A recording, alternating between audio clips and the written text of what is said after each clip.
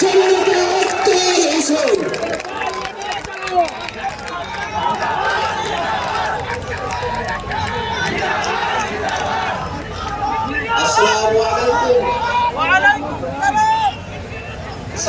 সমাবেশ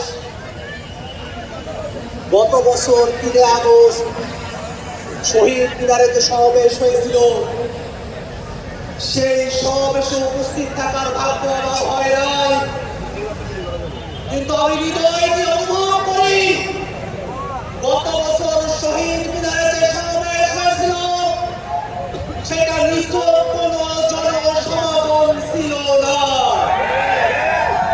বাংলাদেশের লাখো কোটি মানুষের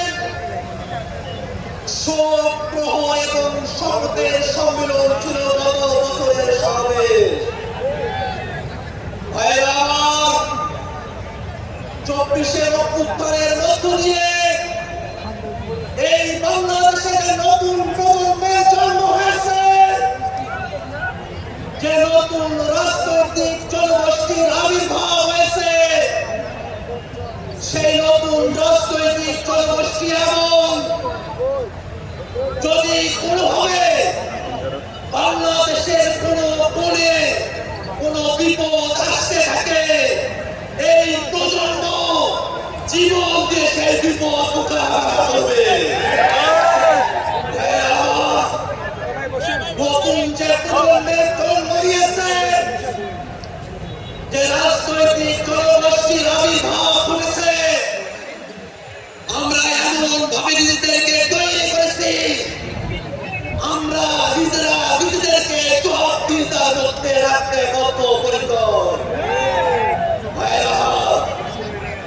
বাংলাদেশের মানুষেরা যুগের পর যুগ ধরে যে বঞ্চনার শিকার হয়ে এসেছে, সেই বঞ্চনা থেকে মুক্তির জন্য আমাদের শহীদরা জীবন দিয়েছেন।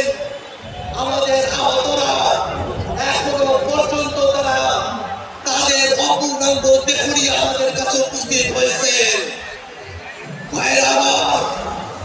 নতুন যে বাংলাদেশের স্বপ্ন আমরা দেখি, সেই বাংলাদেশে আমরা বিভাজনের রাজনীতি দেখতে চাই না। এই বাংলাদেশের মানুষ হিন্দু, বৌদ্ধ, মুসলমান, এই বাংলাদেশের মানুষ খ্রিস্টান, বিহারি, চাকমা, সাঁওতাল, আমরা কারোর মধ্যে কোনো পার্থক্য করতে চাই না। বাংলাদেশ রাষ্ট্রটিকে নতুন করে মারার জন্য গত বছর এই শহীদ মিনার থেকে ফ্যাসিবাদী ব্যবস্থার বিলোপের ঘোষণা দিয়েছিলেন আমাদের আহ্বায়ক। সেই ধারাকে সমুন্নত রাখতে জাতীয় নাগরিক পার্টি এনসিপি বাংলাদেশের রাষ্ট্র কাঠামোতে মৌলিক সংস্কারের কথা বলেছে। এই বাংলাদেশের রাষ্ট্র কাঠামোতে যারা ক্ষমতায় এসেছে তারা জনগণের কাছে জবাবদিহি করে না। আমরা এমন এক রাষ্ট্র ব্যবস্থা চাই যেখানে প্রধানমন্ত্রী থেকে মেম্বার পর্যন্ত প্রত্যেক জনপ্রতিনিধিকে জনগণের কাছে জবাবদিহিতা করতে হবে। বাংলাদেশের মানুষেরা বিগত সময়ে ক্ষমতা হস্তান্তরের সময়কালে একদলীয় যে কর্তৃত্ব দেখেছে, যে ফ্যাসিবাদী আচরণ দেখেছে, প্রশাসনের যে দলীয়করণ দেখেছে, সামনের বাংলাদেশে আমরা তা চাই না। মৌলিক সংস্কারের প্রয়োজনে বাংলাদেশের প্রতিষ্ঠানগুলোকে দলীয়করণের হাত থেকে বাঁচাতে হবে। বাংলাদেশের বিচার বিভাগকে কোন দলের কর্তৃত্বের মধ্যে আমরা যেতে দেব না।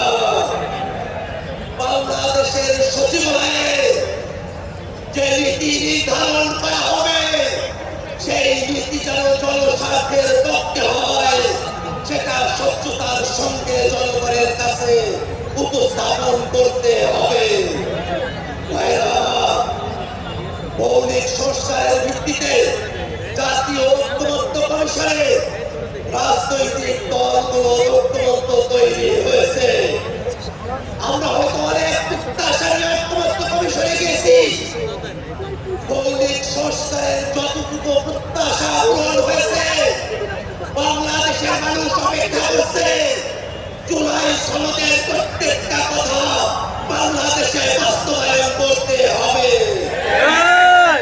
জুলাই সনদকে কোন কাগজে বাঘে আমরা পরিণত হতে দেব না। ভাইরা আমার, সরকার জুলাই ঘোষণাপত্র, জুলাই সনদ প্রণয়ন করবে। আমরা সরকারের কাছে উদাত্ত কণ্ঠে আহ্বান রাখতে চাই, জুলাই ঘোষণাপত্রকে সাংবিধানিক স্বীকৃতি প্রদান করতে হবে। জুলাই সনদকে আইনি স্বীকৃতি দিতে হবে। লিগ্যাল ফ্রেমওয়ার্ক ব্যবহার করে এগুলো করে জুলাই সনদকে কার্যকর করতে হবে। ভাইরা আমার, জুলাই সনদের সংস্কারকে অন্তর্বর্তীকালীন সরকারকে বাস্তবায়ন করতে হবে। ভাইরা আমার, জুলাই সনদ এবং জুলাই ঘোষণাপত্র যাতে বাংলাদেশে বাস্তবায়ন করতে হয়, সেই কারণে বাংলাদেশের প্রত্যেকটা জনগণকে পাহারাদারের ভূমিকায় সজাগ দৃষ্টি রাখতে হবে।